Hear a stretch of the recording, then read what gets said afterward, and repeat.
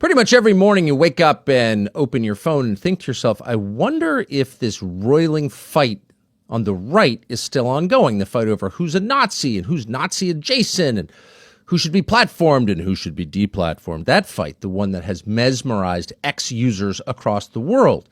What is that fight actually about and how long will it continue?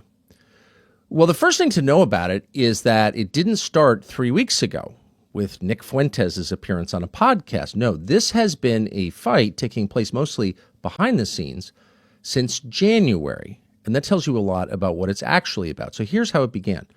Donald Trump inaugurated January 22nd of this year.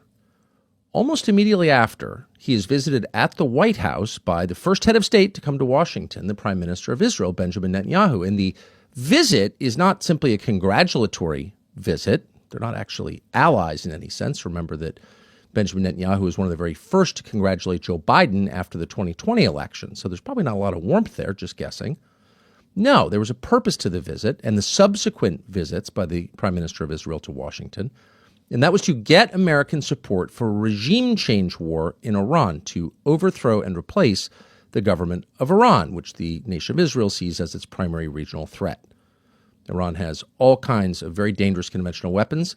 The United States spends a lot protecting Israel from those missiles. And Israel is also concerned that at some point, Iran will either make or buy a nuclear weapon, leaving Israel no longer the only nuclear-armed nation in the region. So that's what it's actually about. And to be honest, you can see from Israel's point of view, if you're trying to identify long-term serious threats to you, Iran would be at or near the top of the list, especially since Israel has taken out almost all the other threats. So it's just Iran.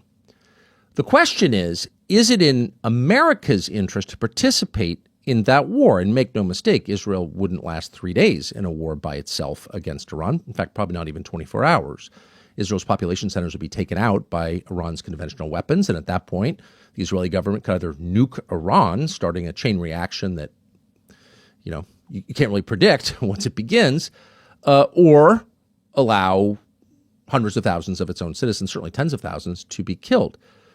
So Israel could not do it alone, and no honest person suggests or would suggest that it could. It needs the United States. So the question from the American perspective is it good for America to get involved in yet another Israel-inspired regime change war in the Middle East? There have been quite a few, most notably Iraq.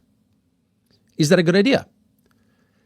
And so that debate began, and it mostly began behind the scenes. It didn't sort of peek out into public view very often, but when it did, the people who wanted the regime change war against Iran, with almost zero exceptions, almost never admitted what they actually wanted, and they certainly never acknowledged what the debate was actually about. It was about one nation's interest versus another nation's interest. Do those interests convene? Are they the same thing, or are they at odds with each other?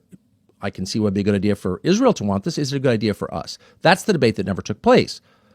And it didn't take place because almost from the beginning, the people who wanted regime change war with Iran made the debate instead about, why do you hate the Jews?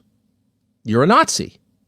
And of course, that was never what the debate was about, because Israel, the nation of Israel, the one with the parliament, the Knesset, and the military, the IDF, and lots of people and tech firms, and is not, by the way, exclusively Jewish, and it isn't actually the same as all Jews in the world at all. And in fact, there are a lot of Jews around the world who have mixed feelings about Israel or certainly don't want a regime change war in Iran. But the people who do want that in the United States, Israel's proxies in the United States, its defenders, its professional defenders in the U.S., immediately made the debate about the Jews. It wasn't the anti-Semites who did that, actually. It was the defenders of Israel in the United States, not all of whom are Jewish, to be clear. They're the ones who made the debate from the first day, why do you hate the Jews? And so for those who were hesitant to get into another regime change war, it's intimidating because you're happy to have a debate any time of day about what's in the interest of the United States, when should we project military force, what can we learn from the last 25 years, et cetera, and you'd probably win that debate because there's no evidence that any regime change war we've engaged in the past couple of generations has helped us. Zero evidence. And everyone kind of knows that, including the President of the United States. But if you make it a debate about why do you hate the Jews, then most people are going to opt out because they don't want to deal with it. Most of them don't hate the Jews, you hope. no evidence that they do, but nobody wants to be tarred as a bigot. And so very few people pushed back, very few. In fact, as far as I know, only 2 people, me and Charlie Kirk, actually went and spoke directly to the president to make the case that no, you shouldn't get involved in this war because its aim is not actually to deny Iran a nuclear weapon. That may be a virtuous goal, but that's not really what this is about. What this is about is luring the United States into yet another regime change war. And if you do that, it's bad for everybody, including you. That's the case that we made. Charlie went to the White House to make that case, and God bless him for doing that. And he was hated for doing that. Hated for doing that. But he did it.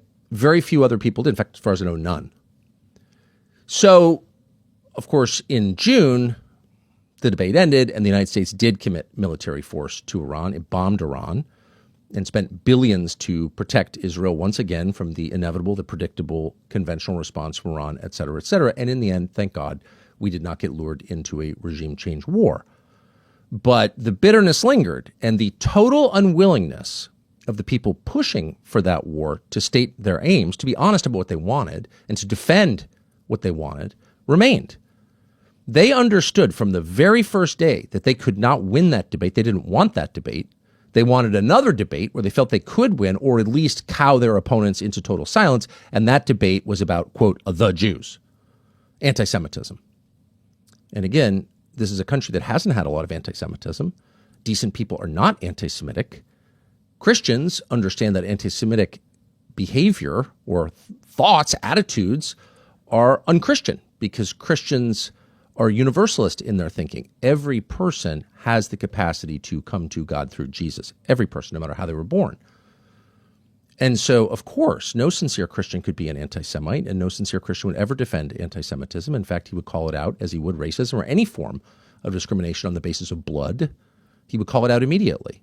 So this was never about anti-Semitism, despite the fact there, of course, are anti-Semites and all kinds of other people in this country. There are 350 million of them. But this debate was not about the Jews or anti-Semitism. It was about when to use military force and to what extent should you follow the lead of a much smaller nation as you think about your own nation. And for a lot of people, this was enormously frustrating since Donald Trump was elected for the second time last November on a platform that explicitly promised, and this is why he was elected, to help the United States, which is in tough shape and getting worse. And everybody knows that. And all of a sudden, this foreign prime minister shows up and starts hijacking the attention and the money of our country to his ends. And that could be any prime minister, by the way. It happens to have been Benjamin Netanyahu. But conceptually, that's outrageous, and people were justly upset about it. Absolutely, they were upset about it. So where will this go? Well, of course, the people who think the U.S. government should act always and everywhere on behalf of its own citizens, the America First people, those people are going to win the debate. In fact, there's never actually been a real debate.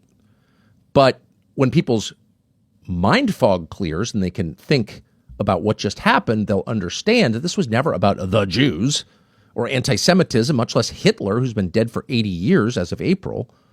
No, it was about, should the United States act in its own interests or should it subvert its own interests on behalf of a foreign power with a very effective lobby in Washington? That's exactly what the debate is. And the answer is, of course, no. So the America First people, or the people who just think the government should serve its own citizens, which, let me remind you, is the only legitimate rationale for representative government. In other words, if the government is not representing its own citizens, if it doesn't care about its own citizens, it's not only off track, it's illegitimate. It has no basis to govern because it's a representative democracy. So you are morally bound, you're legally bound to represent your own people. That's the only purpose of having a government in our country, is to represent our people. And if you're not doing that, you're not legitimate. So they will win. And in a year or two, we're going to look back on what we've been watching for the last month or last 8 months, and we're going to realize this is exactly like BLM or Me Too. You know, at the core, there may have been a point, but basically, it's buffoonery. It is an effort to divert your attention from the real crisis. And we're going to wonder, wait a second, since when did the institutional right, conservatives, people who run the think tanks and the dumb little magazines nobody reads and the people who blow Viet on Fox News, since when did those people become completely committed to identity politics and censorship? Because they are committed to identity politics. That's what this is. It's identity politics. Of course. It's group over nation. Of course. It's another country above our country, a tiny country, an irrelevant country over our country. And people are going to look at that and say, wait a second, we thought, in fact, we voted for you because we thought that the two things we could be assured you believed were you were against identity politics. You lectured us about woke for like 10 years. You're against woke because you're against identity politics. You're against tribalism. And here you are not only embracing it, but using it as a cudgel to hit people in the face. And maybe even more shocking, we knew for a fact you were against censorship. I mean, isn't that the whole point of the Trump election? We're against censorship. You can't censor people in a free society. You can't have censorship in a democracy. How will you have the information required to vote? Censorship is totally incompatible with democratic government, period. And it's also, by the way, illegal under the First Amendment to the Bill of Rights. And Republicans just won an election on that platform. And all of a sudden we learn there's really nobody in the world more excited about censorship than a neocon podcaster or a National Review staffer. They just love it. People aren't going to forget that. And in a year or 2 or 5 years or whatever, we're going to look back as we do on COVID and the BLM riots and the Me Too movement. And we're going to ask ourselves, how did we fall for another moral panic, another social media driven moral panic? How did everyone go insane all at once, denouncing each other and denouncing old friends and beclowning themselves because they're caught up in this moment and they can't see that they're betraying the very principles they claimed like 6 months ago they would give their lives for. And those people are going to feel shame, and many of us will feel contempt for them more than we already do. So that's going to happen. They can't win this debate. It's not actually a debate. It's them name calling. So that's going to happen. Rest assured. But in the meantime, the rest of us have to listen to an awful lot of a man who a year ago was unknown to most Americans, kind of a third-tier podcaster, TV host, or radio host, or whatever. A guy who was a weekend show on a cable channel, a guy called Mark Levin. And for the last month, we've been watching Mark Levin say things that no one in my lifetime has ever said from the right, like this. Watch. I don't know where this Jew hatred from the Marxists, the Islamists, the neo-Nazis, the grifters, I don't know where they're pulling us and pushing us. What do they want to do with American Jews? What do they want to do? Where are they taking this country? They're destroying it. Carlson, Owens, Kelly, Bannon, it is a time for choosing. You pick the good guys or the bad guys. You pick America or you pick the Third Reich. They're not MAGA. They're not conservative. In fact, they're more Marxist, Islamist, America-hating, Jew-hating thugs than anything else. And let me educate them briefly. The Babylonians couldn't kill the Jews.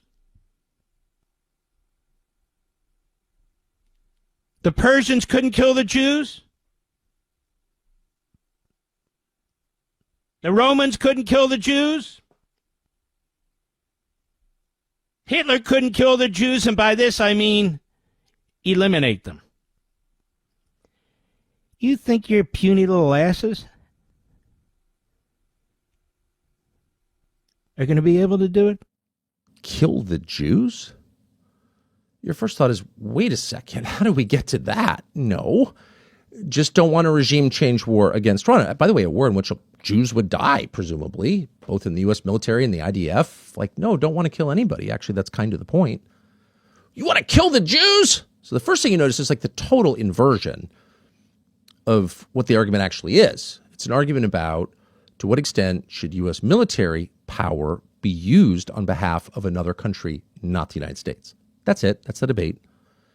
And all of a sudden it becomes the Babylonians, the Nazis trying to kill the Jews. So again, it's an inversion. he's accusing his opponents of really what he wants, as always. How totally personal this is. You're members of the Third Reich. You're Nazis. You're evil. You're an Islamist. You hate Jews. You're an anti-Semite. You hate America. Okay. That's ad hominem. There's no even attempt to address the argument that anyone Mark Levin doesn't agree with is making. Instead, it's just attacking them as people. And the third thing you notice is what animates this, which is hate. Mark Levin is filled with hate, obviously. And hate is one of those words that is thrown around a lot as a weapon. You're filled with hate. That's hate. It's hate speech. Therefore, you can't say it, etc. But that doesn't mean just because the word itself is used cynically that the term doesn't describe anything or that hate isn't real. Hate is absolutely real. Hate is absolutely real. And if you listen to enough Mark Levin, you yourself can become hateful. Reacting against it can turn you into what he claims you are. And that's just a fact of human nature. You stick your face right up against this, after a while, you will become hateful. All of us, even people who are committed to not being that way. It happened to me last week, a week ago tonight. I'm sitting on stage with Megyn Kelly at an event she was doing in New York.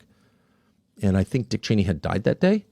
And I knew Dick Cheney, obviously, and he had died. And I disagree with Dick Cheney, but I'm not going to criticize a man on the day he dies. I'm just not going to do that because I have reverence for death.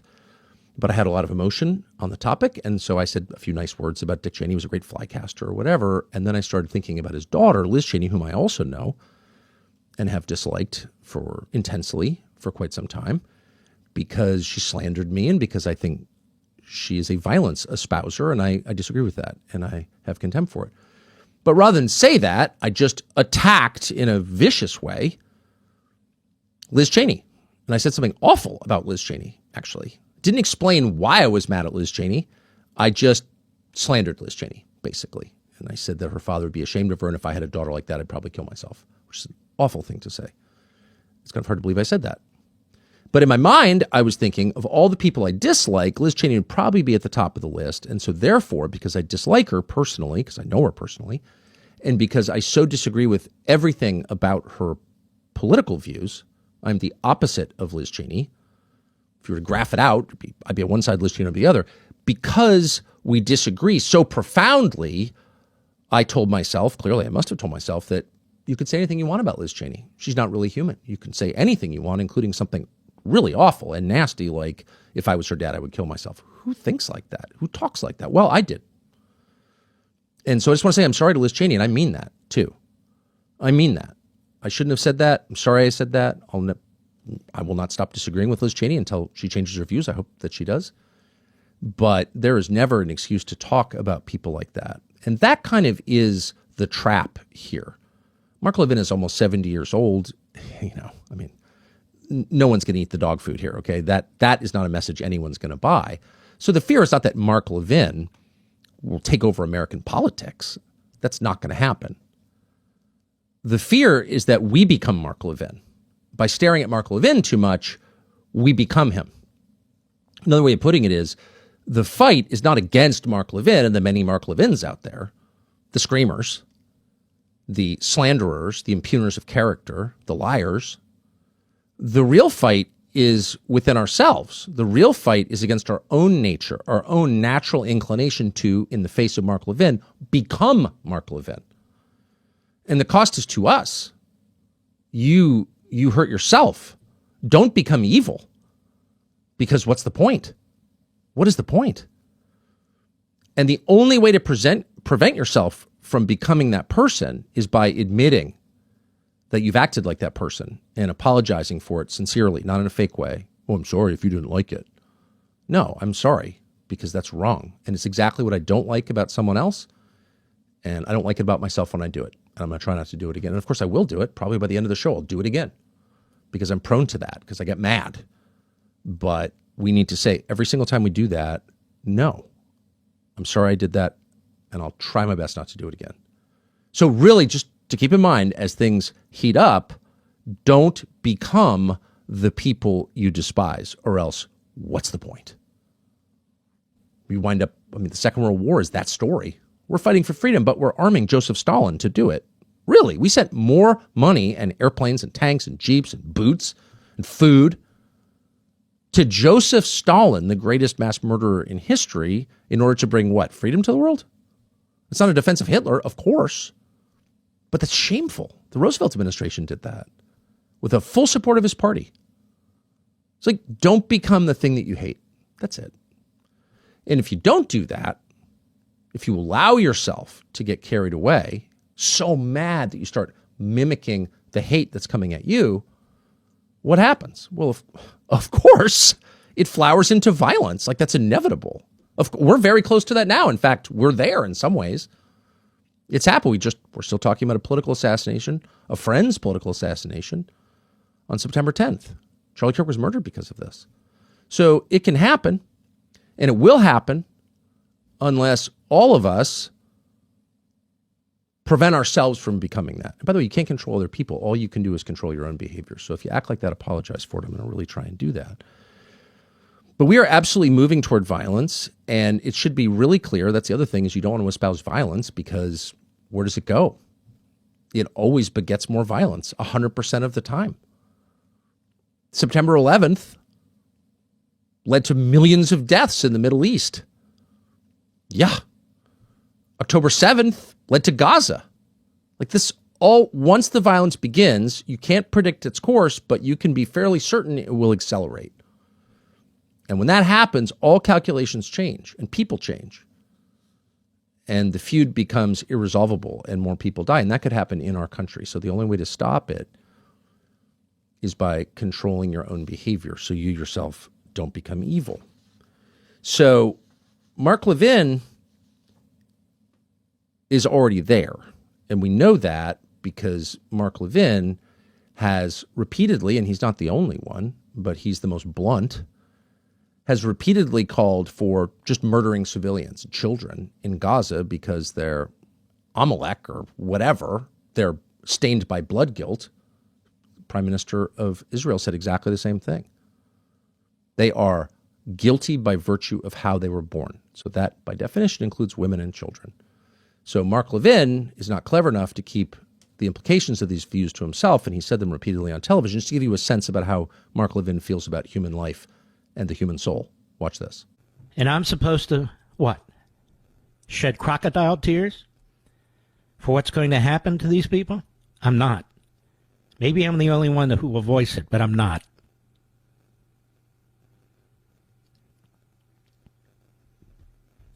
Israel has every right to throw every damn thing it has at barbarians. And if there are innocent people, quote-unquote civilians, who are killed, then maybe they ought to organize to take out the government they elected.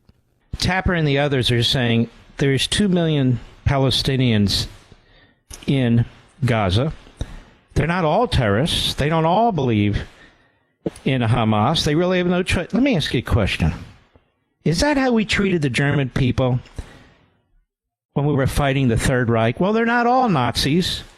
I mean, you got to fight to win and survive. You can't sit there and figure all that stuff out. Oh, but don't hurt the civilians. Look, we have to defend ourselves. The Israelis have to defend ourselves. The free world has to defend itself. And if there's collateral damage, well, that's too bad. 25 years ago in this country, people didn't talk that way. They didn't. It was a different landscape, different expectations. The idea of blood guilt, because that's what he's describing there. You should be killed by virtue of who your parents are, who your grandparents were, by virtue of how you were born. You should be killed. You don't have a right to live. You're guilty because you were born, and which, of course, leads to collective punishment and genocide. That's the basis of genocide right there, that attitude. That was considered totally unchristian and un-American because it is. And if someone said something like that on television, I mean, he'd be probably pulled off the air for that. You should kill kids because you don't like their parents? That is their attitude. That's the Israeli government's attitude. Well-documented attitude. We're paying for that. And you could say, well, you don't have to hate Israel, but that behavior is not better than Hamas at all. In fact, it's kind of the same, right? You killed civilians. They came in and killed people at a music festival. Bibi, turns out, let them in. we found out today in the Knesset. But whatever you think of what happened on October 7th, Israeli civilians were killed. That's terrible. We're against that. We have to be against that, and we're no better than the people we're fighting, of course. What is the difference between us and them? We're in different groups? That's not a meaningful difference. The difference is we're committed to a set of Western principles, and those principles begin with we reject blood guilt. And because we do, we reject collective punishment and genocide. A lot of us thought that was a consensus after World War II. That was the lesson of the Nazi regime. Should have been the lesson of the Soviet regime, which, of course, practiced collective punishment and committed genocide against Christians. Most people don't even know that. It did more efficiently than the Nazis did. But all of it is terrible. All of it is awful. And a lot of us thought that was the main lesson that we were supposed to take away from the war. And by the way, that's a great lesson. That's an excellent lesson. We should take that lesson from the Second World War. And then you wake up and there's Mark Levin, and not just Mark Levin, but our policymakers, our members of Congress. Most of whom are not Jewish, by the way. This infected everybody. That's okay. It's not okay. It'll never be okay. It's a shame. It's shameful behavior. It's a stain on this country. You can't fight people unless you think you're morally superior to them. You shouldn't be. And how can you say you're morally superior if you're operating from the same assumption, which is that everyone on the other side should be killed because of how they were born? But that is absolutely Mark Levin's assumption. And he said it out loud. Look at this Twitter exchange. Watch this. She's basically saying, I don't understand why we're getting involved in all this stuff. And Mark Levin is saying, well, you're a Nazi. And someone writes in and says, Mark, I'm not even, I may be on your side or not, but what you're saying is actually creating anti-Semitism. And he's saying, and I'm quoting, anti-Semitism is, quote, in your family's DNA. Who thinks that? Who would say something like that? We believe in a chosen people, and we don't believe in a damned people. Period. We don't believe that in the West. We don't believe that some peoples are inherently better or worse than other peoples. We believe in individuals in the capacity of every person to make individual choices and change for the better or the worse. And on that basis, they are judged, but not on how they were born. And if we don't believe that, if we think that some people are just inherently bad because of their DNA, as Mark has said, and a lot of other people like Mark have said, then what's the point of what's the point of all of this? At that point, it's just well, my group has more guns than your group and we're in charge. That attitude gets people killed and it rots your soul. That's why we say anti-Semitism is bad in the first place, isn't it? You can't judge a whole group of people by how they were born, by their genetics, by their DNA. But there's Mark Levin doing it. So it shouldn't surprise you that, of course, if you have those attitudes and you think there are Americans, and he clearly does, whose DNA makes them less than human, unsalvageable, inherently evil, well, it shouldn't surprise you that he'd be calling for violence against them, and he is. And this isn't your kind of classic, oh, everyone's out to kill me, I'm so important. I despise that. But it's a fact, and we know that from what he says. So here's Mark Levin about 2 weeks, in fact, I think exactly 2 weeks after Charlie Kirk was assassinated, and he was trying to explain how this happened. How did Charlie get killed? Here's what he said. The call to violence, that's what it is. You're calling people Hitler. It's a mass murder. You're treating ICE like it's the Gestapo or the SS. Then you're free to shoot them. There you go. You call people Hitler, they get killed, right? You torque up the rhetoric to, we've all decided Hitler is the worst. Okay, great. Hitler's bad, for sure. So once you call people that, you liken them to the person we collectively agree is the worst person ever, person we collectively agree if you had a chance to kill baby Hitler, you would, then why wouldn't you kill the people who are Hitler in your own society? Well, you probably would, and you'd feel justified in doing it. And that was the point he was making. Yeah, fair point. You hope it's not used to censor people. You're allowed to have ugly thoughts. By the way, they're constitutionally protected. But you should be discouraged from it, for sure. And as Mark Levin just said, they lead to violence. Calling people Hitler leads to violence. Wow. Well, since that's his description in his terms, consider this clip about a month later. I would ask some of these people who say, look, I'm going to stand by Tucker. You know, he's just inquisitive. He likes to have these people on and ask them questions. Really? But I'm not going to platform them, no. So Tucker is a racist. Is that okay? First of all, how many of you have friends who are racists? Isn't that a fair question, Mr. Producer? How many of you have friends who are racists and are proud of it and talk about it on a national platform? This is what I get now. Will you debate him? Will you debate Tucker Carlson? I don't debate the Klan. I don't debate Nazis. I don't debate Nazis. He texted me that. I'll address this because you never want to make anything about yourself. It's another way in which you can very easily become Mark Levin, start talking about yourself all the time. Your family, your people.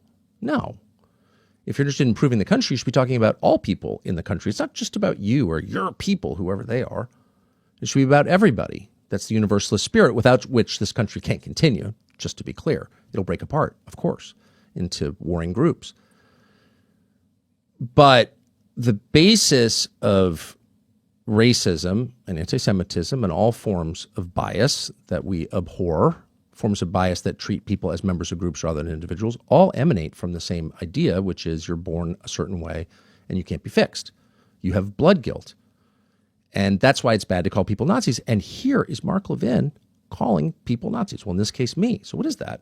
Well, that's, of course, a call to violence. And it's not just me. We compiled a list of all of some of the people on Twitter Mark Levin has referred to. These are all recent. Nazi, Nazi, Nazi bastard. F off, Nazi, Nazi, Nazi, Nazi. But finally, somebody writes in on Twitter and says, and we're quoting, this is Mark Levin's 12th post today that's related to Israel or its critics. I know he's Jewish and sympathy for Israel is understandable, but this now borders on obsession, to which Mark Levin responds, Nazi! Nazi! You should pause before you call people names like that. And I should just say, because righteousness is a goal, self-righteousness is a sin, I don't want to be self-righteous. I've certainly called people things they didn't deserve. I've leveled ad hominem attacks on people. I did against Liz Cheney. I apologize for it. I meant it. But we shouldn't let ourselves go in this area. We should force ourselves to treat other people like human beings with sincere disagreements or insincere disagreements, but still agreements that we can debate. Because once you start calling people Nazis, we really have no choice but to start shooting them. To be Dietrich Bonhoeffer and sort of reach the end of reason or even Christianity. Bonhoeffer decided Christianity's not even, he was a Lutheran pastor. Christianity's not enough. We have to kill the guy. I'm not judging Bonhoeffer, who was a great man in some ways, but that's inevitable once we decide that people are Nazis. So you kind of have to wonder why they're doing this. And of course, it's because when you call someone a Nazi, and maybe in Mark Levin's case, he believes it, you immediately freeze them in the headlights of your slur. Nazi, Nazi. You deter people from arguing with you because no one wants to be called a Nazi. But you also, for the bystanders who aren't even directly part of the debate, you draw their attention away from what the debate is actually about. In other words, for every moment that we're arguing about who is and who is not a Nazi, answer really nobody. The Nazis have been gone for 80 years, sorry. But for every moment where they're having that debate, we're not debating the things we ought to be debating. In this case, should we use military force on behalf of a small country, a totally irrelevant country? That's a fair debate. We're not having that debate. We're screaming about who is a Nazi, who's not a Nazi. So I guess the thing that we can learn from Mark Levin in this case is if you have a position, argue that position. Levin doesn't want to argue his position. It's very hard to defend, so he won't defend it. He'll just attack.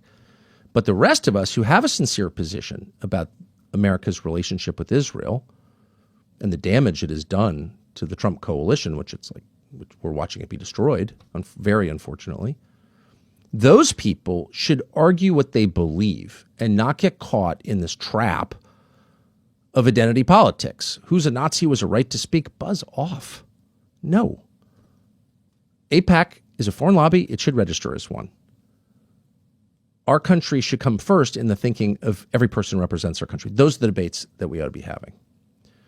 So the next lesson that we should learn from this contretemps is that you can't allow other people to define your priorities. You are an adult. You are an American. You have the right to decide what matters to you. If you're having trouble paying your health insurance, or if you think divorce laws are unfair in this country, or if you think chemtrails are a problem, if you don't like fluoride in the water, if you think there should be a cap on credit card interest, whatever the issue that matters to you, first and foremost, you have a right to feel that way. No one should be allowed to talk you into adopting their enemies as your own. There are a ton of people in Washington who think the single most dangerous person in the world, most evil person who's ever lived is Vladimir Putin. Some of them really think that. A lot of them are just getting rich by saying it, but a lot of them do believe it because I know them. I know they feel that way. It's sincere. But as a percentage of the country, what percentage of the country actually puts killing Putin at the top of its priority list? Like less than 1%. It's just not a problem for most Americans. Who runs Russia?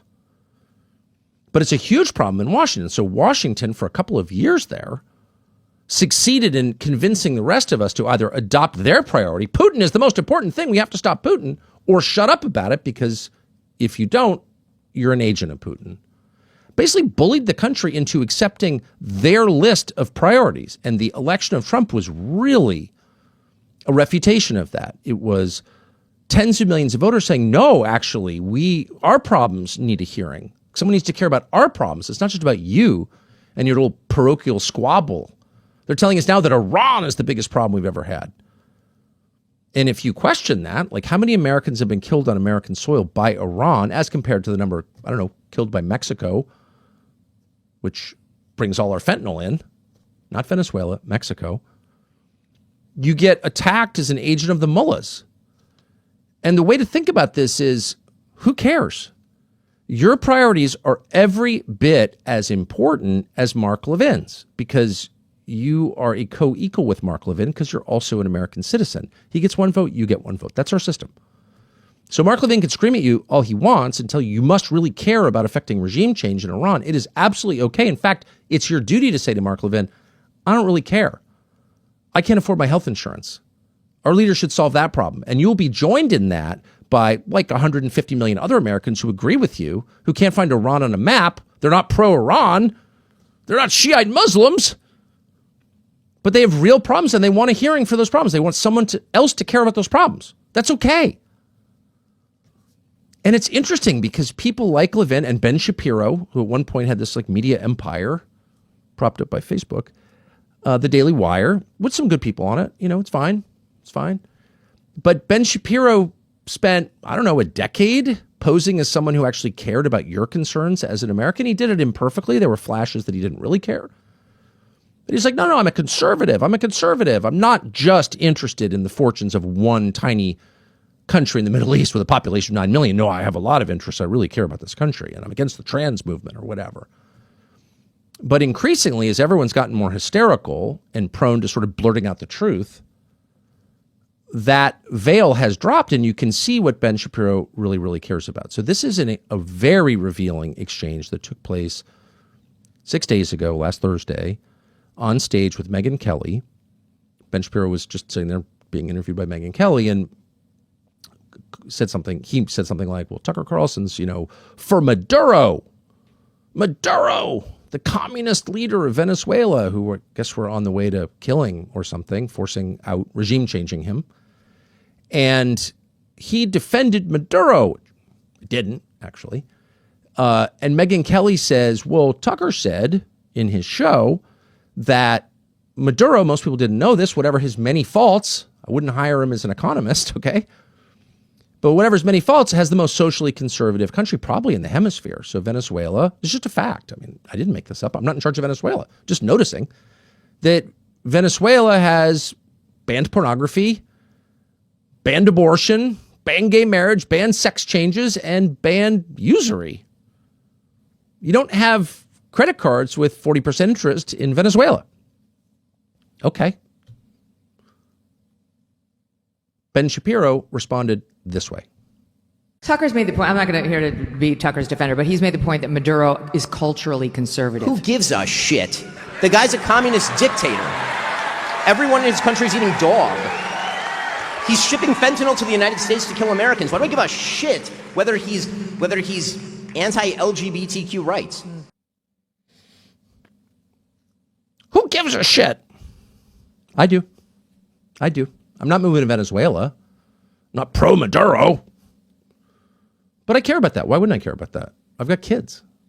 First of all, I'm against abortion. Sorry, unpopular. I feel that way. I think it's really sad. I would personally become poorer to end abortion, voluntarily become poorer to end abortion in the United States. That's not a choice. Don't want to become poorer, but I would because I care about it. Maybe you don't. Maybe you're offended that I do, but I care about it. Lots of people care about it. I don't think pornography is good. That really hurts people. You know, I don't think pretending that the sexes are the same is good. And you claimed that you didn't think it was good, but it turns out, quote, I don't give a shit. Maduro's against Israel. Oh, okay. I don't give a shit. Well, you spent like a decade pretending you did give a shit, that you were on the side of like normal Americans who have a mix of concerns. They definitely care about economics and they care about social issues too because they have children and they see where this is going. It's not good. That your economic condition is not the only measure of health. Your spiritual condition matters too. It's just a fact. It does. If you're totally degraded, it doesn't matter how much money you have. It's not worth it. It's not worth getting the whole world and losing your soul. Sorry. And most people feel that way, but not Ben Shapiro. He doesn't give a shit. So why the hostility? Well, maybe because if you keep talking about the so-called social issues, which are not limited to abortion and pornography and gay marriage, the trans issue, they get pretty quickly to economics, to usury, to lending money and interest. And most people, including me, are not against lending money and interest, conceptually. But it depends on what interest rate it's being loaned at. So there are payday loans in this country that are 600% annually. 600% interest annually? And who's taking payday loans in this country? Well, poor people are. And they're never getting out of it. They're car loans. They're credit card loans. There's private credit. We used to call it loan sharking. At exorbitant rates. Rates so high that people will never get out from under them. They're enslaved by it. It's called debt slavery. It's 100% real. That's not an ideological point. It's just an obvious observation. And it was one of the observations that Charlie Kirk was making on a daily basis before he was assassinated, which is interesting. And it's that kids are buying food on credit. Buy now, pay later. That's credit. You're paying interest on that, whether they call it that or not. Late fees. People are loaning you money at a much higher interest rate than, say, rich people are borrowing money. And that's bad because it's really hard to get out of it. And if you're wondering why the average American homebuyer, American-born homebuyer, is almost 40 years old, when the year I graduated from college, it was 28. How did that happen? People are in too much debt. This is probably, if I had to isolate it in a world with a lot of issues, a lot of pressing issues, debt for young people is probably the number one issue, which is to say it's the number one thing that is destroying them and making it impossible for them to get married and have children, which Ben Shapiro told us he cared about. And that's the conversation that they absolutely don't want to have. So if you say, well, Maduro, whatever his many faults, probably stole the election. It looks that way to me. I don't know, but it looks that way. People say he's bad. I'm okay. I believe you. He's bad. But he doesn't have that. And that's a good thing. And Ben Shapiro's like, I don't give a shit. Shut up. He's a communist. It makes you wonder how we're defining communist here. Because, of course, in the United States, communist no longer means someone who believes Marx and Engels. It has nothing to do with academic theory. That's all gone. Communist in the United States is a synonym for someone who seeks to rot a society from within and destroy it. And I guess I would argue that if you don't give a shit about pornography or 63 million abortions in the United States since Roe v. Wade or whatever, and if you don't care about 600% annual interest rates on payday loans being given to the poor, who's the communist exactly? Who's trying to rot this country from the inside? Who doesn't care about the destruction of human beings in our country? It's not me. You're a communist. So I thought a lot about this. I didn't want, you never want to extrapolate too much from a single clip. You don't want to be cruel to people. You don't want to be unfair. Having been unfair many times, it weighs on me. Don't want to do that. So kind of looked around. Is this consistent with Ben Shapiro's worldview? Does he think GDP, the aggregate economic activity in a country, the bottom line number, which really doesn't tell you that much, but for simple people like Ben, who aren't sophisticated in their understanding of economics, that's important. GDP. Never hinting at the things that it doesn't measure, never hinting at what a distorted number that is, just like the inflation rate or the employment rate. I mean, these are not really real numbers. But is he really a guy who cares about GDP or economic activity or some people getting rich more than he cares about the lives of his fellow Americans? Boy, that's a pretty heavy charge. You'd hate to level that against anyone. You'd hate to claim that about anyone. Could this be a guy who really only cares about a foreign country? So we went looking. So first, and famously, don't even put it on the screen because I'm sure you've seen this, there was Ben Shapiro saying, I'd be willing to vote for Bibi Netanyahu for president of the United States if only it were constitutionally allowed. Huh? You want some foreigner to run our country? Who even thinks like that? He said that. Maybe it was just he was getting carried away. He just loves Bibi so much. Loves the guy who is killing tens of thousands of children in Gaza so much that he wants him to run our country. Okay. But then we found a couple of other clips, which are recent, that give a window, not just, and I hate to be mean to poor Ben Shapiro, who's clearly going away as a media force. I hate to be mean to him. But this does reflect the worldview of an awful lot of people in Washington and a lot of people in Ben Shapiro's world. And that worldview is the people of this country don't really matter. They can be replaced. And by the way, if you complain about the fact they're being replaced, which they are at high speed, it's measurable, then you're a Nazi and you must shut up and be punished. But those people don't really matter. They should do what they're told. And ultimately, they should just serve the people who are profiting from all of this. Does he really think that? Well, here are a couple of clips that you can watch carefully and answer the question for yourself. Here's Ben Shapiro. We have trained an entire generation of people to believe that if their lives are not what they want them to be, it's the fault of systems, as opposed to decisions that are in their own control. And politicians absolutely have a stake in selling that. A lot of people in our industry have a stake in selling that. It makes people feel good about themselves and bad about the world. And the reality is, if you want a better life, you should feel better about the world and worse about yourself. If you're a young person and you can't afford to live here, then maybe you should not live here. I mean, that is a real thing. I know that we've now grown up in a society that says that you deserve to live where you grew up. But the reality is that the history of America is almost literally the opposite of that. It's hard to know where to start with that clip. I think that's been on the internet and people are experiencing gut level revulsion when they see it, and they really should. And there's so many ways to approach that. There's so many things wrong with those statements. So childish, those statements, so lacking an understanding of people or any connection really to the country at all. But really what you see underneath all of that is contempt for the people who live here. You have no right to live in the town where you were born just because your parents are buried there. Your ancestors built the town. Who do you think you are? Imagine feeling that way about someone in your own country.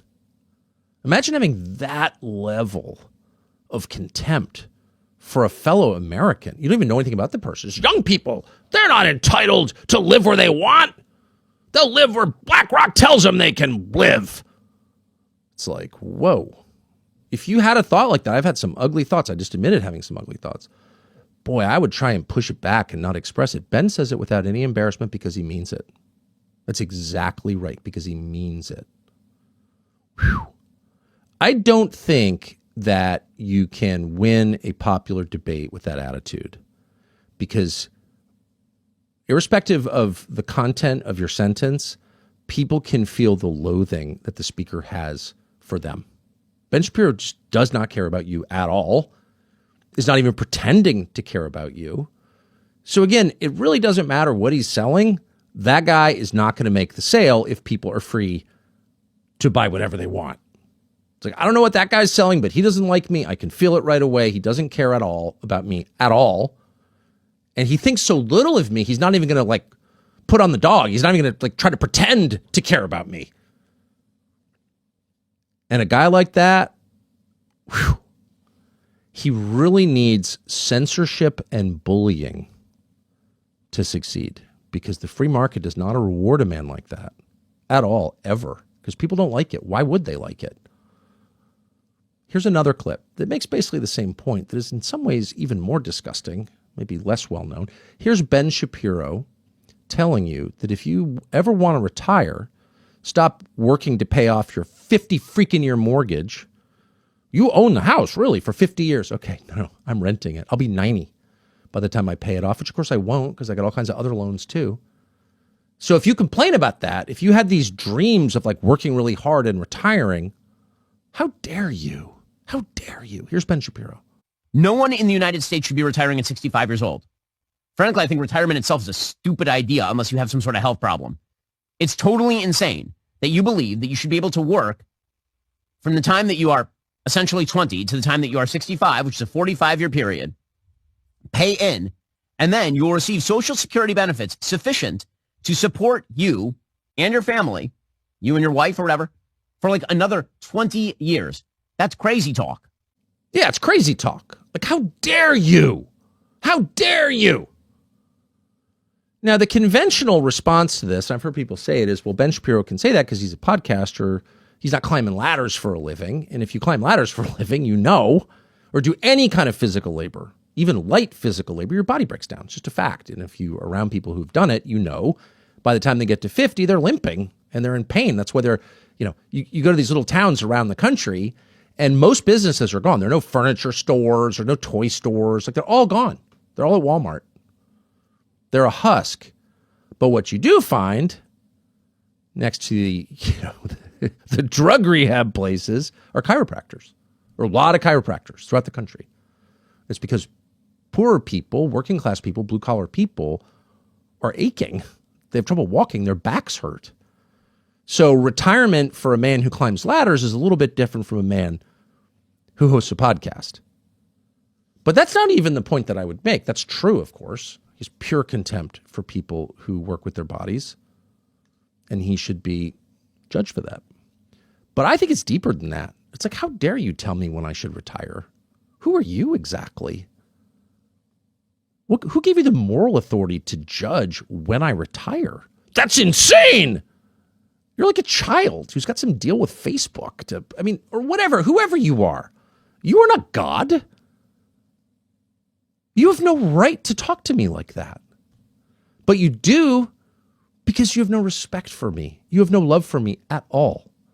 And it does kind of point to the core problem, not with Ben Shapiro, who will not be a factor in America in 5 years. I can promise you that. Or Mark Levin. Let's hope he gets better. No, it points to the problem with their leaders. They don't like the people they lead. That's it right there. They have no love for the people they lead. And all leadership is based on the patriarchal model. The father is a good father because he loves his children. He may make mistakes, but ultimately he comes back to true north because he loves them. That's what keeps him honest, his sincere love for his children. That is the model for all leadership. That's the model for leadership in the military, in a company. That's the model for rhetorical leadership. You want people to follow you? You want to sell your ideas to them? You want to convince them that what you're saying is true? Show some love for them. Demonstrate that you love them, you care about them. Why are we doing this? Because we think it's better for you. Shapiro and all of these guys, they don't make an effort to do that because they don't feel that way at all. Shut up, cattle. You're a Nazi. Give us the money for our preferred little country, or else we're going to denounce you. Man, those attitudes are incompatible with leadership and, in fact, with democracy itself.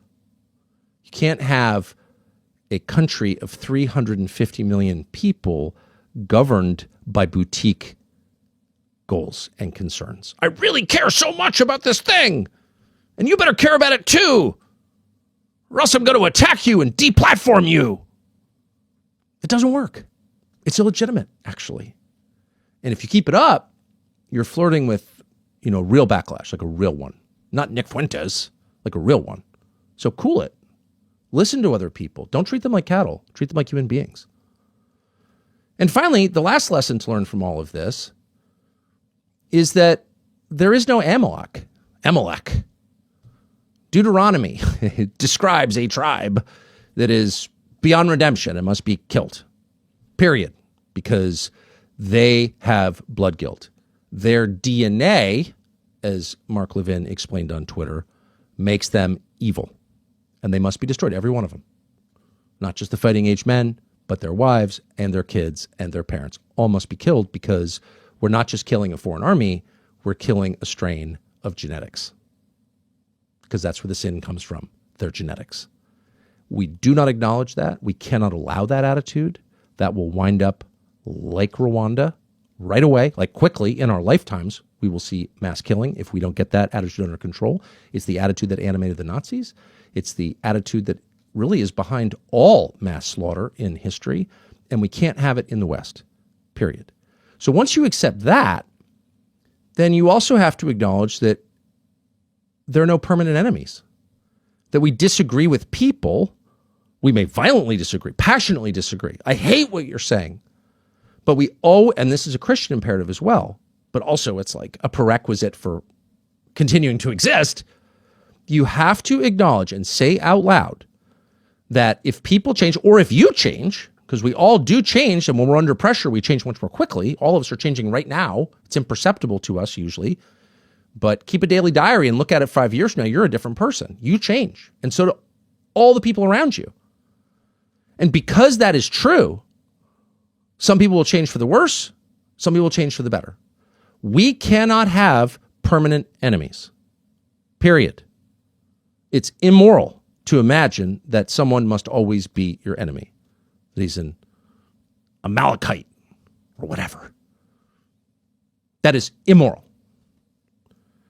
And it's also, by the way, cutting yourself off from one of life's greatest joys, which is finding common humanity with another person and deciding, wait a second, I really dislike this person, but all of a sudden I'm seeing this person as a person whose concerns are not exactly the same as mine, but close enough. And actually this person is saying something really interesting, and I'm learning and I'm changing and I'm becoming much more aware of who this person is, and I really like it. In other words, there's no greater joy than the joy of reconciliation. That's the story of the prodigal son.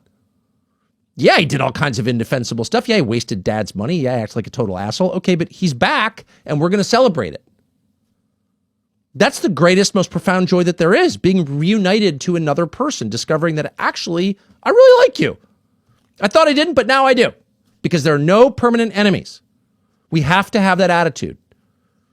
And it's with that in mind that I announce with sincere pleasure that I really like and respect Anna Kasparian, and not because both of us have total contempt for the lunatic running Israel right now, Bibi Netanyahu, but because I sincerely think that Anna Kasparian, while she disagrees with me, I'm sure, on a million issues, is motivated by a desire to figure out what is best for the country that we live in. It's not about Israel at all. Sorry, Mark Levin.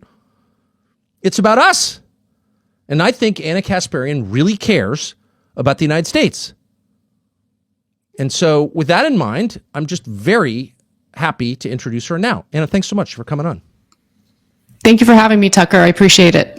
I'm worried about where this is going. I'm worried about all the Nazi talk, not just because it's directed at me and you, but because once you start talking like that, it's kind of hard to walk it back, and it's kind of hard to disapprove of violence when the people you're calling Hitler get killed. Like, how could you be sad when Hitler dies? So where are we going, and how do we stop the introduction of like Nazi, Hitler, fascist into our conversation? We need to pull back on that, I think. Well, obviously you're right about that. There's no question. And I think what you're also correct about is the fact that these words are specifically being used in a way to intimidate people and persuade them to avoid speaking out against what they find to be a huge problem in our country's priorities right now. And what I would like to say to anyone who's been smeared as an anti-Semite when they don't have any hatred in their hearts at all for the Jewish people is, don't let them win when they do that to you. Because you know in your heart you're not an anti-Semite. You know in your heart that you're not a Nazi. The people closest to you in your life know that. And so you as an American have every right in the world to be critical of the fact that regardless of which presidential administration we're talking about, our priorities are messed up. And there isn't enough focus on all the various aspects of American society that are completely falling apart right now as we speak. You know, there's been political violence in this country. I'm going to put my cards on the table and say, you know, I've been guilty of using inflammatory rhetoric, certainly. But I think what you're saying here is important, especially as it pertains to how Americans communicate with one another about these incredibly controversial issues. I get that people get passionate, but you have to understand the motivations of the person who's trying to smear you, number one. Number two, if you are met with this type of rhetoric from a fellow American, you're so right. Do not become what you claim to hate. Don't become hateful yourself. I allowed that to happen to me to some extent during Trump's first term. I have a lot of remorse about that because I think there are a lot of really great people in this country. They voted for Trump. It turns out I don't care. It doesn't matter who they voted for. It doesn't say anything about who they are as people. And more importantly, they're my fellow Americans who have participated in what makes this country great, which is our ability to voice our support and cast our ballot for who we feel is best to represent us. So I just think there's something kind of interesting happening in the country right now that gives me a little bit of optimism, gives me a little bit of hope. People are starting to see beyond partisanship and instead kind of understand, okay, wait a minute, we're all Americans. It feels like a lot of the framing around partisan divides is completely manufactured and in fact is utilized by members of the media to divide us and to distract us from the fact that our government is not focused on taking care of us. And so I just really want to drive that point home.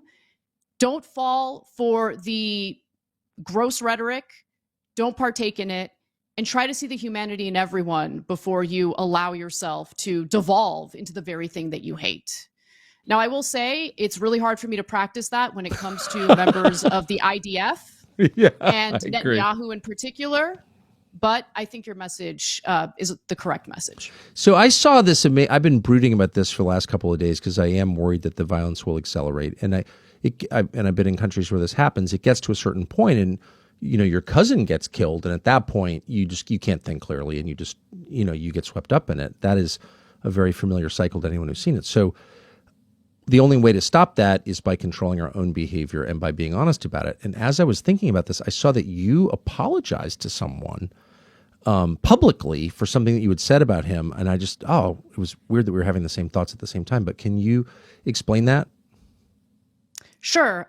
So about 5 years ago, Aaron Mate, who is a journalist and is actually doing a lot of really great work, especially in his coverage of what's happening in Gaza, had reported some things that I disagreed with in regard to what was happening in Syria, right? So he didn't deny that Bashar al-Assad had in some instances used chemical weapons, but there was one particular instance that he was denying, and I disagreed with him on that.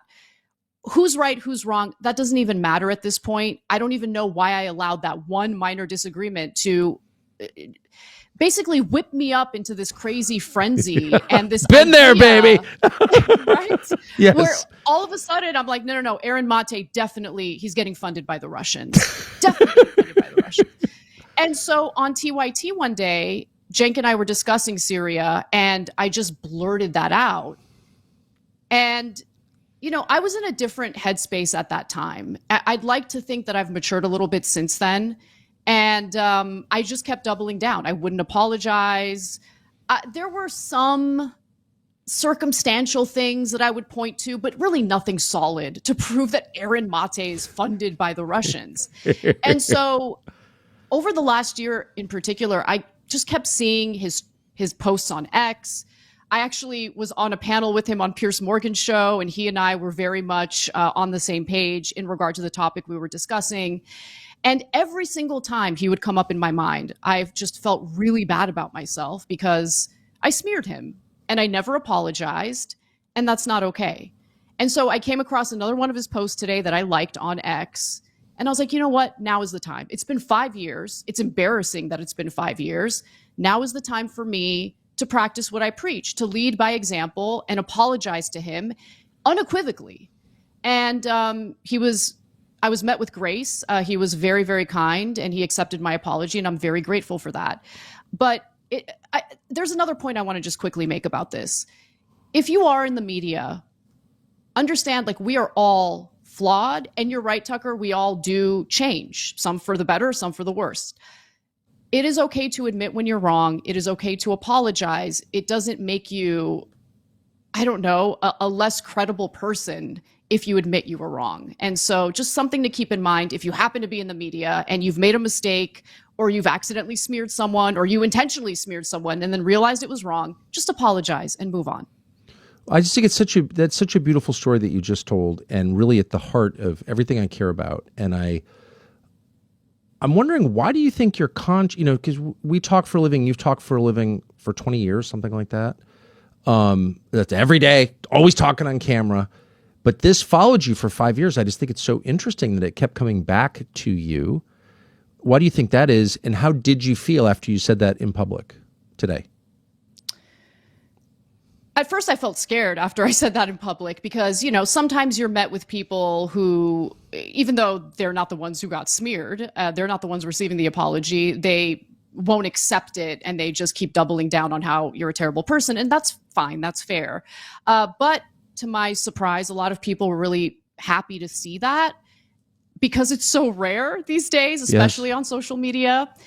And look, especially over the last, I would say, 3.5 years, I've just personally realized something, which was, okay, what is my identity?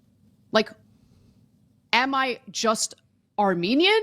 Right? And I love my Armenian heritage, absolutely love it. But I was born and raised in America, and I love this country. And if you do love this country, engaging in divisive garbage that just tears this country apart, that makes Americans turn on one another, is really not the way to go. And so I just made a decision at some point that I'm not going to engage in that. And the only time that I will allow myself a little more freedom in my rhetoric is when I'm referring to a foreign country that is harming us. Okay? Yes. So in the case of the United States, in the case of my fellow Americans, in the case of people I disagree with politically, let's have that conversation. It's okay if it gets fiery. I'm known to get very passionate. But I hope that the message I'm sending is that, again, I see the humanity in the person I'm disagreeing with first and foremost, and that once the debate is over, there's no engaging in the dehumanizing, disgusting rhetoric that Mark Levin honestly has been spewing for many, many years. And now it's being directed toward you because you had the audacity to criticize the foreign country that he seems to care far more about than our own. That's the way I see it. And I knew this was going to happen, Tucker. They were waiting for something to pin on you outside of your evidence-based critique of what's happening in this U.S.-Israel alliance. And in fact, I had a conversation about this with someone close to me.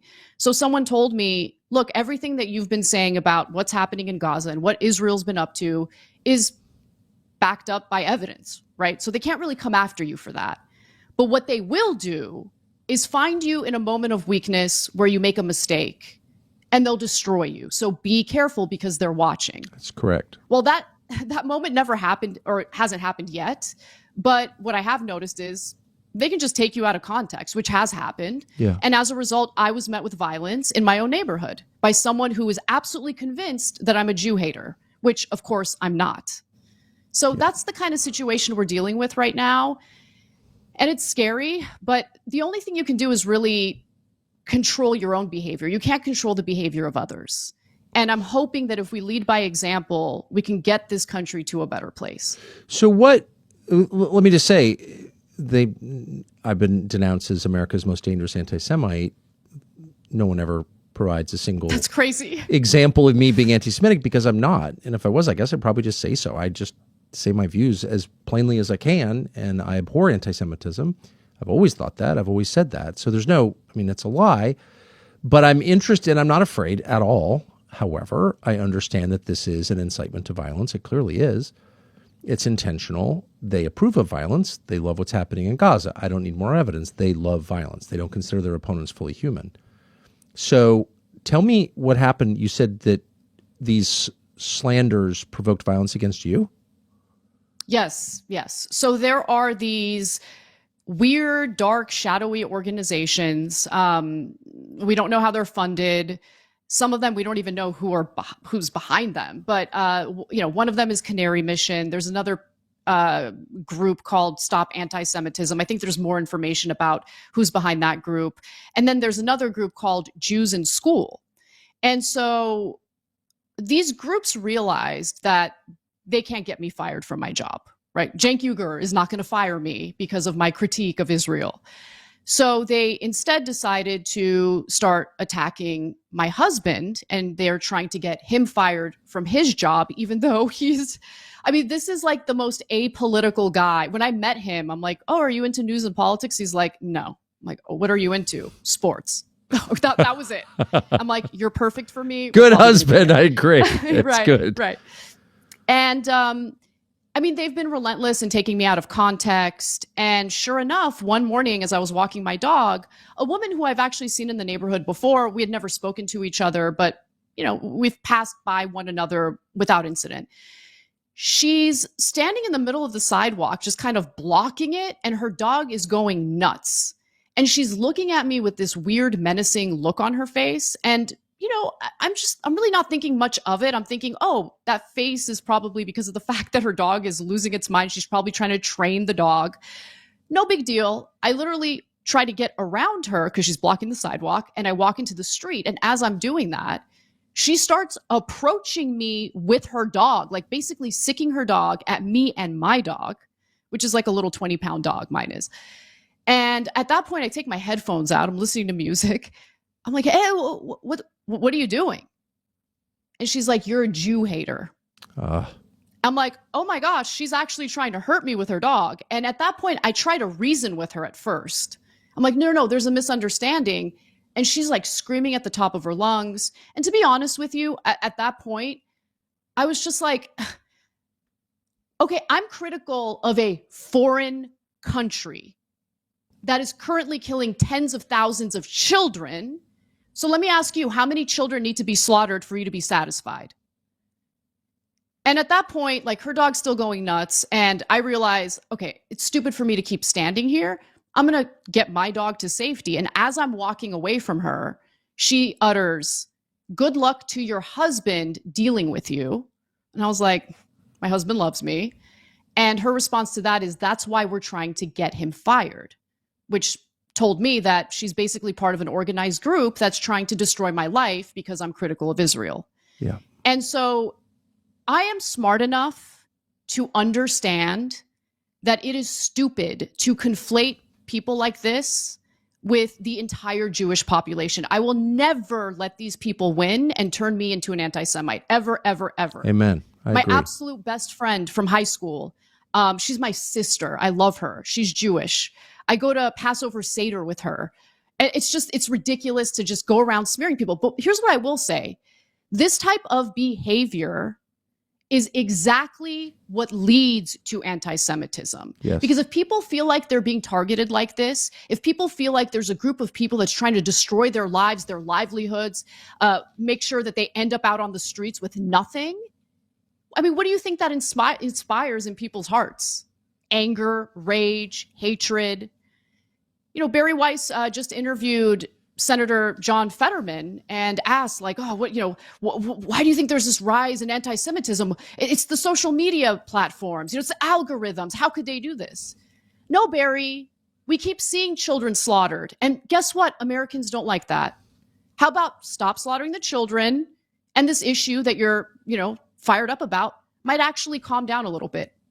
But they just don't get it because they think that Israel is entitled to doing what it's doing. And I disagree. Yeah, and I don't think that I should be required to pay for it or denounced as a Nazi. But it's interesting and very distressing to me, since I spent my whole life on the right, whatever that is. I'm beginning to ask, what is that exactly? But I thought that one of the pillars of non-liberal thought, one of the main reasons Trump got elected last November, was because we on the right are opposed to censorship. And I sincerely am on the deepest level. I would never submit to that under any circumstances, because I think it's the thing that separates the free from the enslaved. If you're free, you can't tell me what to think or say, period. And of course, it's the most American of all values. So I thought that was a sacrosanct principle and that it would never be violated by anyone. And we can disagree, but like you could never try to prevent me from saying it. And I wake up and maybe I just missed this. I didn't know this. All of a sudden, everybody I know, Barry Weiss and that creepy guy from the Babylon Bee and, all these people, it turns out like they spend all day thinking about how to prevent other people from talking and working to prevent other people from talking. Barry Weiss is at the top of that list. Here's a media executive, the head of CBS News, whose real interest is imposing censorship on the country on behalf of another country. I don't know, does that shock you, or maybe I'm just too naive? I did not see that coming at all. Yeah, you're a little bit naive. So I did see it coming. I think I am. I agree. Because the truth is, there are very few people who are sincere in wanting to protect free speech. Because as soon as there is speech that offends their sensibilities, all of a sudden they're not in favor of protecting free speech. So protecting speech matters the most when you are hearing speech you dislike. Yes. Because you have to think about how wanting to censor people who are engaged in rhetoric you don't like is definitely going to come back around to you. And, as someone who has been on the left for most of my adult life, right? I remember thinking to myself, for all the people on the left who are like hell-bent on engaging in censorship, do you guys understand history? Do you know how this is going to work out for you if you keep engaging like this? And so I just think that what's particularly gross about what's happening in this current moment is that the censorship has to do with speech that is critical of a foreign country. That's right. And that's unacceptable. Okay, it's unacceptable. We are able to be as critical as we want of our own government, which should also be protected, obviously. But the idea that, the other thing I want to just quickly say, I know this is a little bit of a tangent, but I have to get this out. Ahmed al-Shara playing basketball with members of our military in the United States White House on U.S. soil, okay, a so-called former al-Qaeda terrorist visiting New York City for the UN General Assembly is such an insult to the American people. Unacceptable. So while you have the Mark Levins and people like him constantly defaming people as jihadists, Islamists, terrorists, hey, you got any word about al-Shara cozying up to the Trump administration? Are we okay with that? Oh, he doesn't like Hezbollah. Okay, so I guess he's our ally because he doesn't like Hezbollah. It's just disgusting how much our government, again, regardless of which administration we're talking about, the Biden administration probably would have done the same thing, to be honest with you, right? And it's just sick to me that all of a sudden, actual terrorism, the terrorism that took out thousands of our own people and ended up dragging us into lengthy wars in the Middle East that killed more of our soldiers and tons of innocent civilians, by the way. That's okay. We're just going to forget about that. We're going to wipe the slate clean because this al-Qaeda terrorist doesn't like Hezbollah and is good for Israel. It's insane. It's absolutely insane. Well, and the irony is... I really want to get that out. The irony... No, and I'm so glad you said that. It raises a lot of questions about 9/11, by the way. I was told that al-Qaeda did 9/11 and killed 3,000 Americans. And I spent 20 years adjusting my life accordingly and covering all this nonsense around the world and really believing that. So if that's true... How do we have an al-Qaeda leader playing basketball with American servicemen? A. B, I was also told that, the Arab countries are the problem, right? So I happen to be in an Arab country with, well-connected people in that country, people who run that country, the day that Assad landed in Moscow and this character took over Syria. And I just happened to be there. So I asked, like, who is this guy? And their instinct was, this is bad. This guy's like a jihadi. He's a radical. They hate the jihadis, by the way, the leaders of prosperous Arab countries, probably of all Arab countries, because they're a threat to them. So they really don't like Islamists. I'm sorry, Mark Levin, who I don't think has ever traveled outside our borders, but that's just a fact.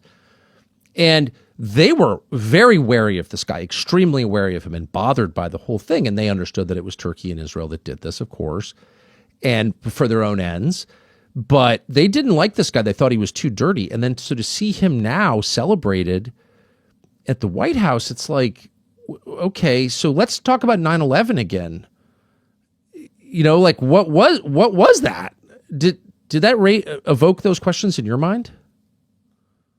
I mean, absolutely. But Tucker, I'm the bad guy because I acknowledged FBI files that detailed the so-called dancing Israelis. Okay, I'm the bad guy. But why is that bad? Why is that bad to have if you arrest foreigners on your soil for celebrating the biggest terror attack in your history? Why are you the criminal for just pointing that out? Well, because they were Israelis, of course. Oh, okay. It's that simple. It's that simple. If they were, let's just be honest here. If the individuals who were arrested that day weren't Israeli and were instead, let's say, Lebanese, right, or Syrian or anything else, it wouldn't be controversial to talk about that. In fact, you would be encouraged to talk about that. And so it's just the whole thing is sick because I was in high school when 9/11 happened. So I remember what America was like prior to 9/11. 9/11 crushed this country. Yes. 9/11 convinced Americans to give some of their civil liberties away to our federal government in the name of national security. 9/11 encouraged the United States to go to the Middle East and engage in wars that we should not have engaged in, especially Iraq. And it hasn't ended since then. 9/11 is what persuaded the American people that it was a good idea to go into debt in order to fight these wars. We had an economic surplus in the beginning of the Bush administration. We are now drowning in federal debt, $38 trillion. It's getting worse every single year. And just to go back to what you said about Ben Shapiro, he and I were debating on a CNN panel where the topic of Social Security came up again. And he just kept talking about how Social Security is bankrupting this country. When I challenged him by mentioning the trillions of dollars the United States has spent on, yes, supporting Israel through military aid, but also other things like bribing Egypt to play nice with Israel, and the trillions of dollars that we have fought in wars on behalf of Israel. You don't think that that's crushing our economy a little bit? You don't think that's contributed to our debt far more than our Social Security system, which I will admit, there is a funding issue there, but Americans have paid into that system. Americans are entitled to that system. Right. Okay. They weren't handed that money. That money is the result of their hard work and their contributions to that program. What has Israel contributed to the United States? And why are they entitled to us literally taking out loans, like going into debt just to hand them more money? It's insane. $30 billion since October 7th has been funneled from the United States to Israel for them to carry out what I believe are atrocities in Gaza, in the West Bank, in Lebanon, in Syria, in Yemen. The list goes on and on and on. Name a country they haven't bombed. So I just think that it's important to have these conversations. And I understand that people like Mark Levin will get very irritated by it, will get very offended by it because, he can't respond to it effectively or substantively. You can't defend the indefensible. The only thing you can try to do is shut people up. But some people can't be silenced. I'm one of them. You're another one of them. And they can go ahead and smear us all they want. But, when it comes to the marketplace of ideas, I think Americans have spoken. in regard to who they agree with the most on this matter. And it's because they have felt the economic ramifications of the U.S. alliance with Israel.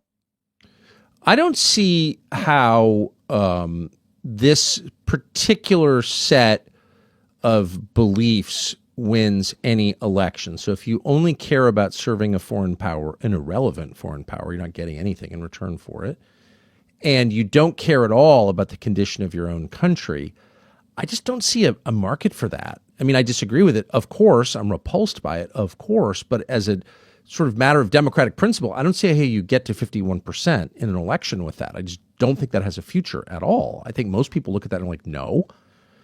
So why wouldn't there be some convergence from either side, all sides? Why wouldn't you have like a true, let's just argue about what to do to help America party? Like, isn't that inevitable? I feel like that's in some regard forming already. The two-party system, I don't think bodes well for the American populace. I think what actually makes a lot more sense is maybe don't fully disregard labels if that's something that you're into. You want to think about labels. But consider that there are areas of agreement, actually vast areas of agreement between the two sides, especially as it pertains to foreign policy, especially at this current moment. So the idea that I wouldn't be willing to align myself with someone on the right who I might have a ton of other disagreements with, but we have the agreement on, hey, we need to find a way to organize and get our federal government to prioritize us. I'm going to work with people who agree with me on that. I don't care where they land on the political spectrum, you know?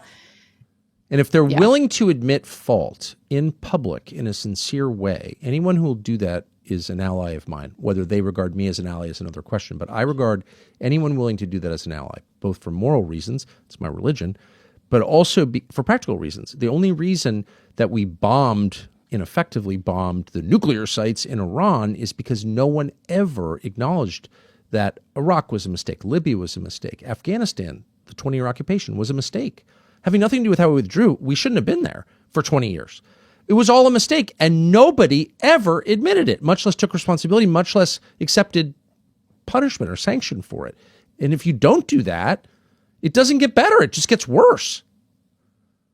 Well, what's amazing is how quickly people not only forget about all the lies that were told to the American people to manufacture consent to get us into that war, that preemptive war in Iraq, even people who remember, for some reason, allow themselves to be propagandized into believing that Iran is a real threat to America. Right. And if Iran was really a threat to America, I don't think they would hit the U.S. government up and let us know, hey, just to save face with our population, since you attacked us and our nuclear sites, we're going to drop a few missiles in this area near a U.S. airbase, but we want you to evacuate all your soldiers because we don't want anyone to get killed. Yeah, real threat to the United States. Okay. In reality, Iran is a threat. Iran is a threat to Israel. There's no question about that. Yes. Because Iran is now the only country left that isn't willing to sit by and allow Israel to engage in an expansionist project that involves slaughter, land theft, and really much of what we've been seeing over the last 2 years. You said a few minutes ago that you're proud to be Armenian, but that fundamentally you're American. And that suggests to me that the idea of my group versus your group, zero-sum identity politics, you're rejecting that in favor of some more universalist connection to other people. We're all kind of in this together. Yeah, in favor of America and Americans, absolutely. Because if my brother actually confronted me about this, and I think he made a really good point. It made me start thinking differently.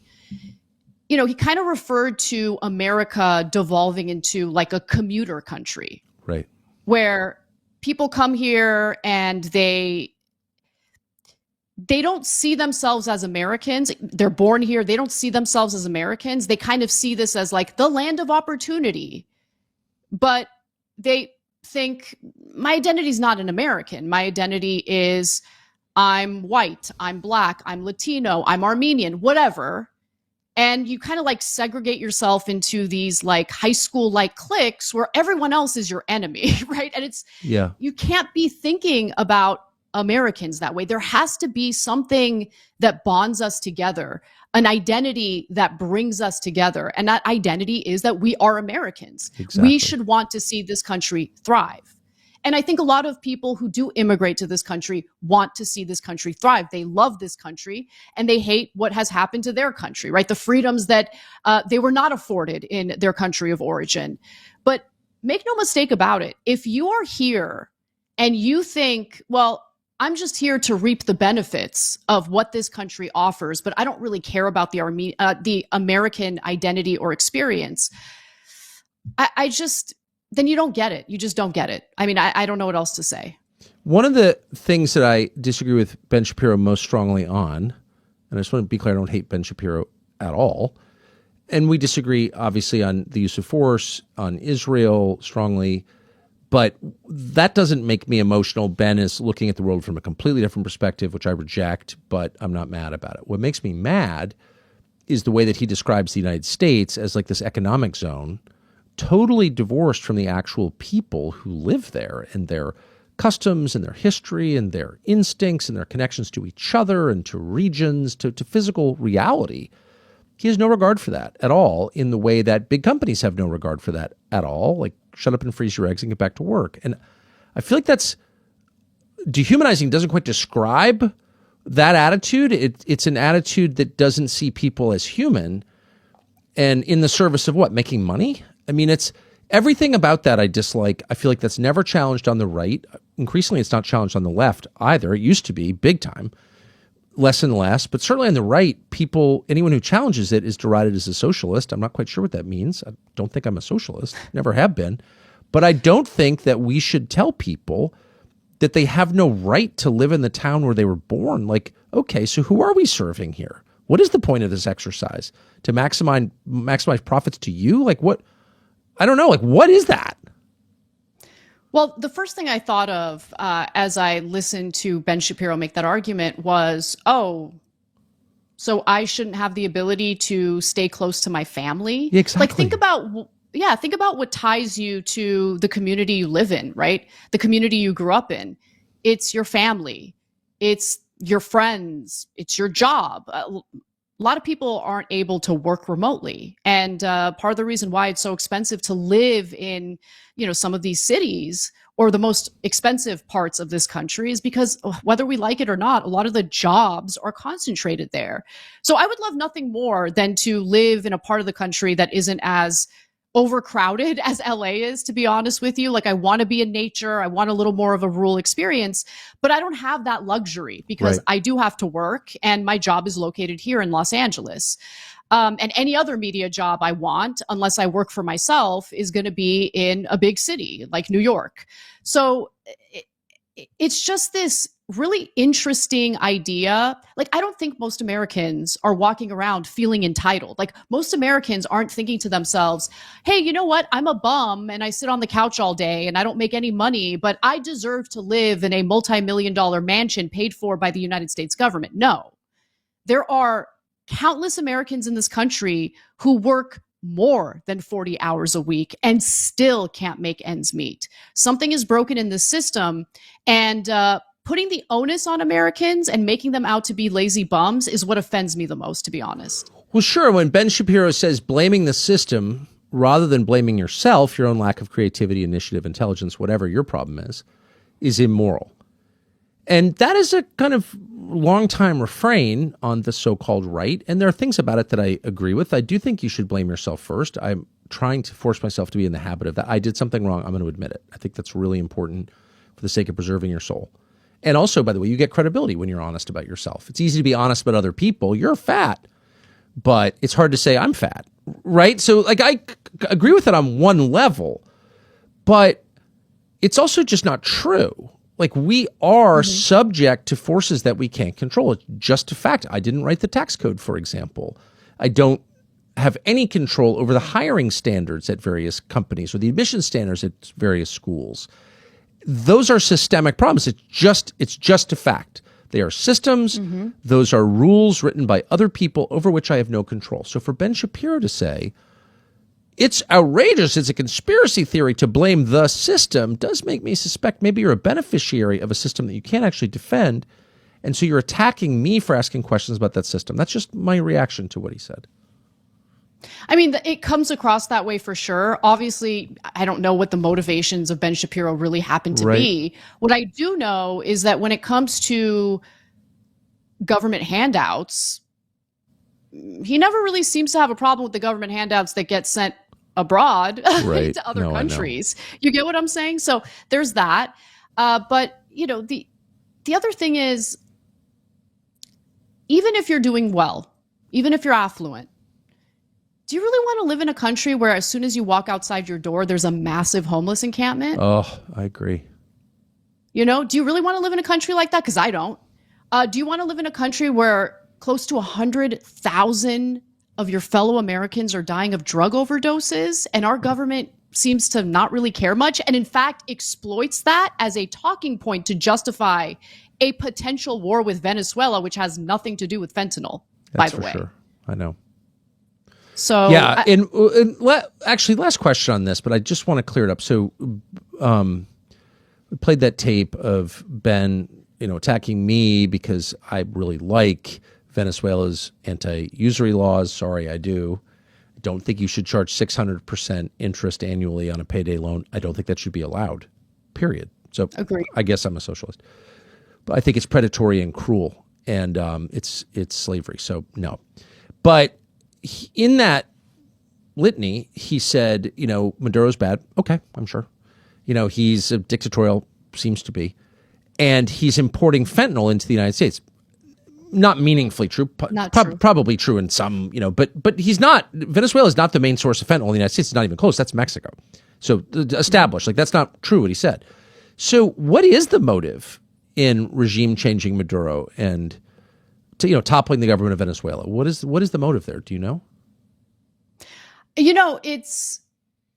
I think there are multiple different motives, including the fact that former Senator Marco Rubio, current Secretary of State, is a Cuban American, has had an axe to grind with Venezuela because of the fact that Venezuela is aligned with Cuba. And look, your sick little personal pet project shouldn't be something that the United States is dragged into and is forced to fund. But the other thing, I think, it's funny. When the Venezuela story started developing, I'm like, oh, yes, finally, like a foreign policy story where we don't have to talk about Israel. But apparently, according to Senator Lindsey Graham, there's some weird connection with Hezbollah, which is that true? I have no idea, but I don't care. I don't care. Exactly. Are we going to go to war with every country that allegedly supports a militia or a group of people that are critical of or not in favor of or even at war with Israel? Like, that's crazy. That does seem to be the criterion. I heard Lindsey Graham say that, and I was reminded that I'm against the 1983 barracks bombing in Beirut. Of course, it killed all those Marines. Apparently that was Hezbollah.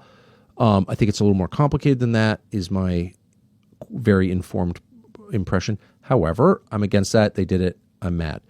But as a practical matter, that was 42 years ago, Hezbollah does not play a meaningful role in the decline of the United States that I have noticed. So, like, if you're really obsessed with Hamas, Hezbollah, and to the exclusion of the issues that actually affect our country, that tells me right there that you're not serving our country, right? Mm-hmm. Yeah, I mean, yes. And also, listen, if you're worried about terrorist groups that could potentially harm Israel or have harmed Israel, take it up with Netanyahu, who propped up Hamas and facilitated Hamas's funding.